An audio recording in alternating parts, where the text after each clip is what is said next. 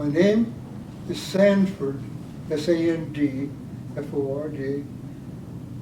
I go by the name of Sandy. My last name is Willford.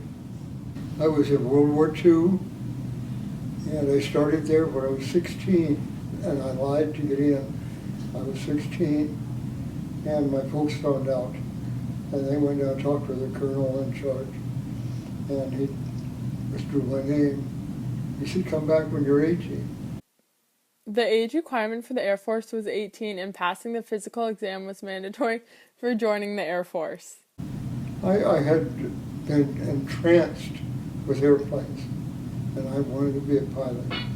I went down to the recruiting office where they were testing people who wanted to be in the service, so I made another application.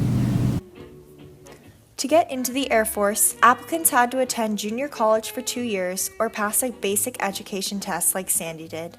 Sandy also had to pass health, size, and coordination tests to qualify physically. I knew that's what I wanted. Excuse me if I cry once in a while, tears come to me. It means a lot to me. And so I qualified physical, and they tried to allow me to get in.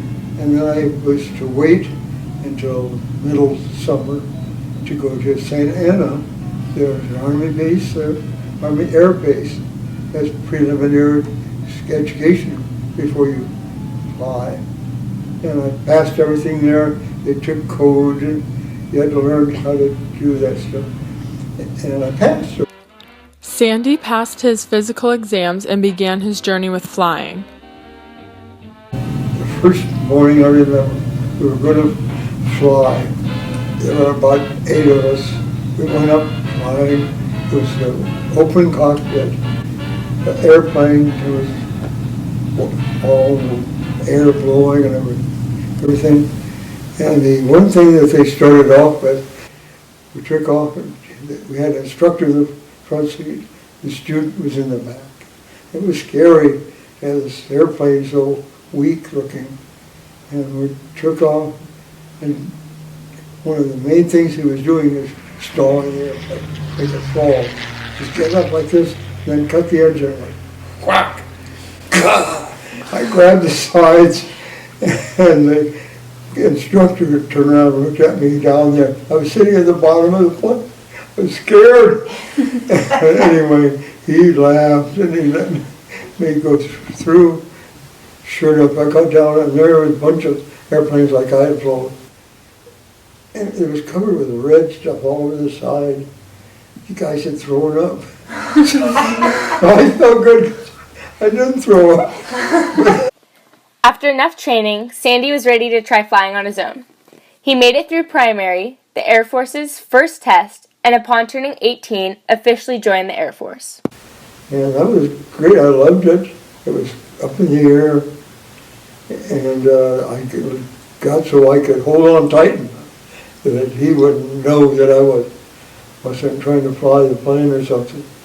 I soloed up there all alone, and that was, oh God, was that great feeling to fly your own airplane.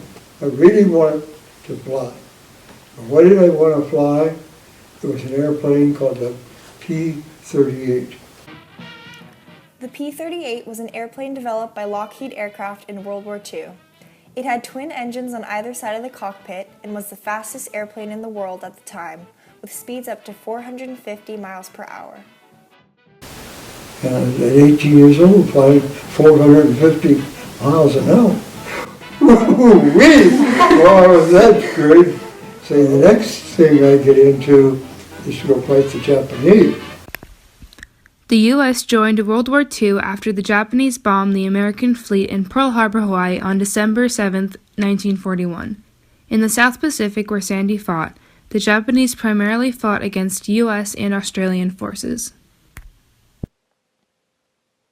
Japan invaded Australian and Dutch territories in New Guinea in 1942.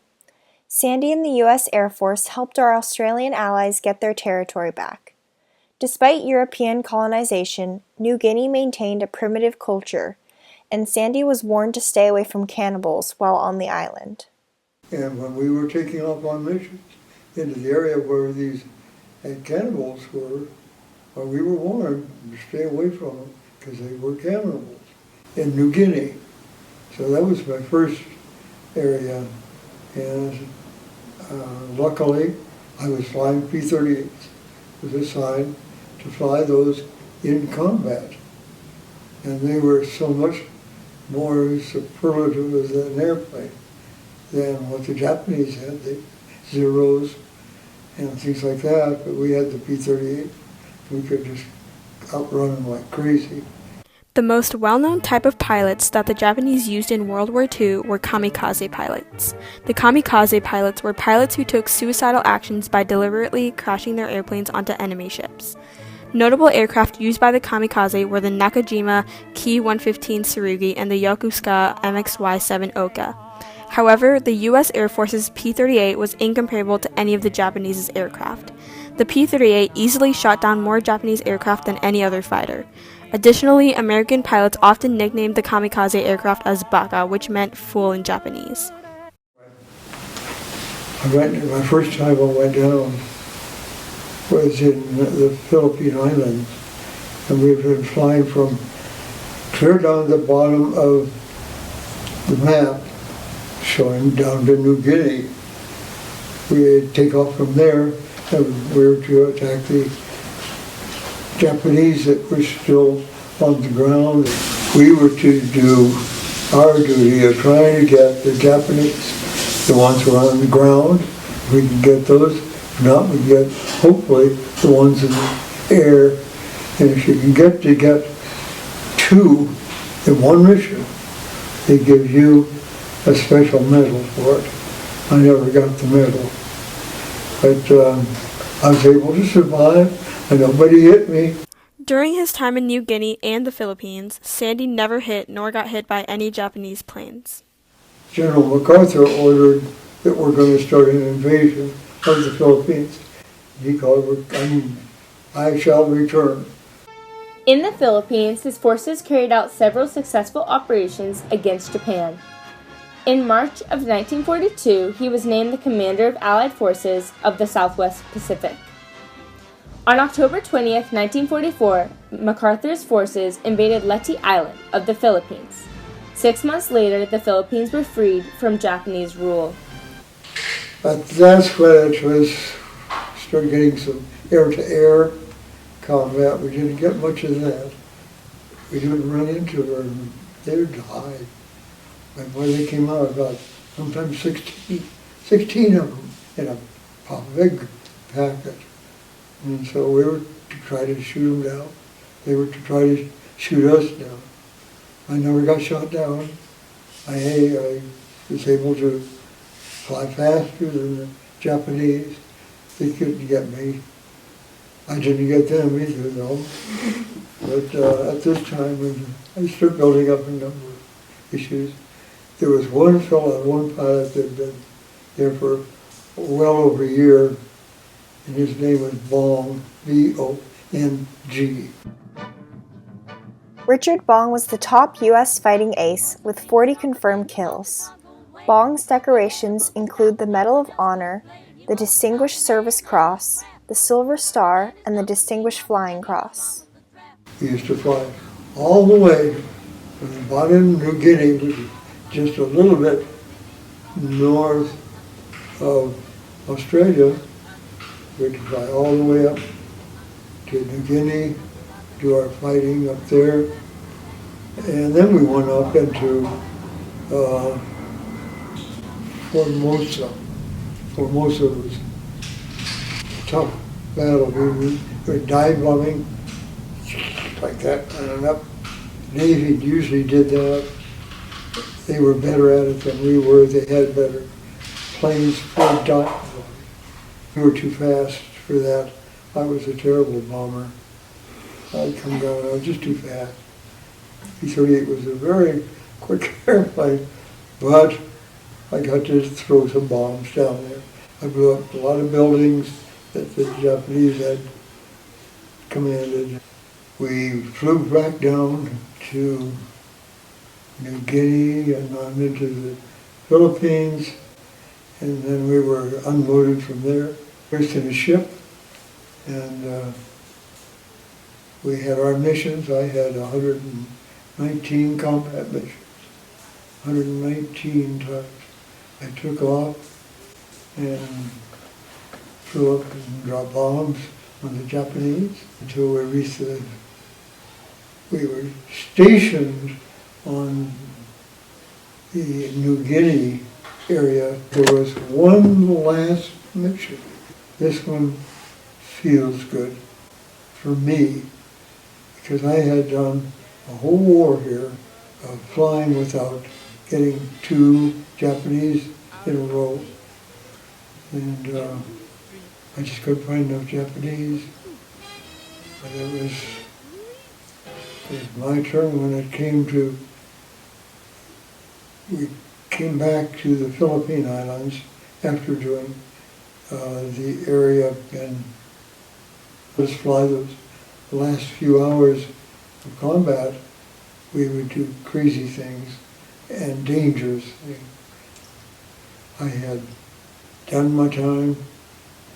Japanese had captured a lot of people during the war. They would kill them, totally mistreated Americans, Filipinos. There was a prisoner of war camp, I've forgotten the name of it, but down at just before Manila. So I was being told I had to go home. I still had a couple of missions that I was going to fly. One of them was over a prisoner of war camp. So I flew down over this prisoner of war camp. Going to war was exhilarating. It made me grow up a lot. Had a task to do, and I did my task, killing as many Japanese as I could, and then come home at the end of the war. And we, one flight of us, were given a note from the headquarters that they had one more mission for us. And here, our task was to go down, and right in the center of this mountain that we were flying over, hill, just before it ended. And they asked for our group, the 49th Fighter Group, which go down, and the artillery would fire, or we're trying to hit each one of those little spots by dropping a bomb inside.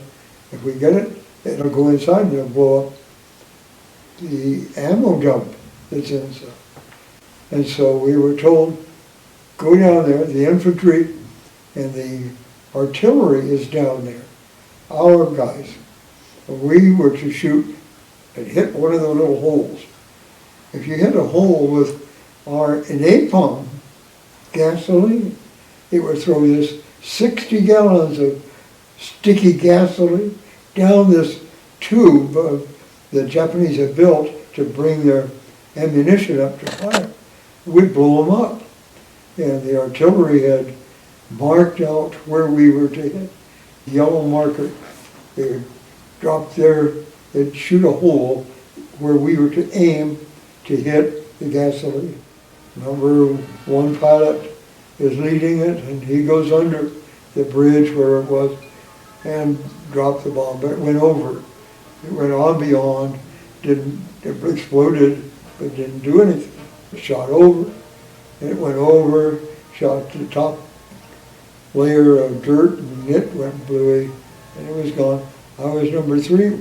I could see where they were dropping it, too short. So I'm not going to drop it that short. I aimed, I could tell where it was going to, and I dropped mine, and I hit the damn thing right in the center. I just blew up the whole top of the mountain. It did. It blew up all of the artillery stuff they had to try to fight the Japanese, blew them up. They estimated killed 150 Japs, and that ended the Japanese in the Philippines.